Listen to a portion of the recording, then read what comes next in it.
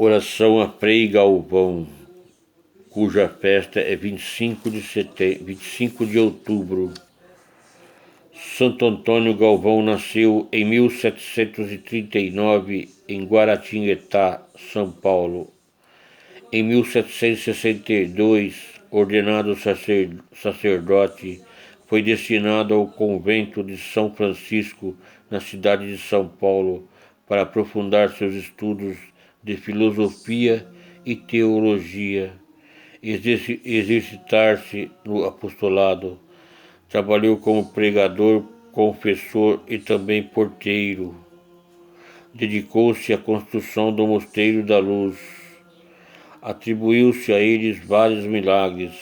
Inspirado por Deus, escreveu em um pedaço de papel uma frase em latim que poderia ser traduzida assim: depois do parto, ó Virgem, permaneceste intacta, Mãe de Deus, intercede por nós.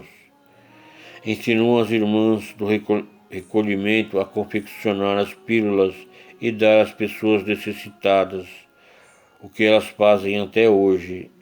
Um grande número de graças alcançadas refere-se à cura de doenças, especialmente câncer, cálculo renal e de complicação em partos ou de casais que não conseguiam ter filhos e foram atendidos.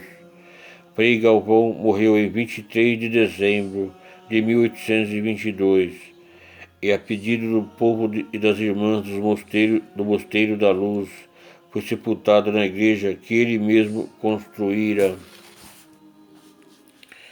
Em 1998, foi beatificado pelo Papa João Paulo II e teve seu segundo milagre necessário para a canonização, reconhecido pelo Papa Bento XVI em 16 de dezembro de 2006.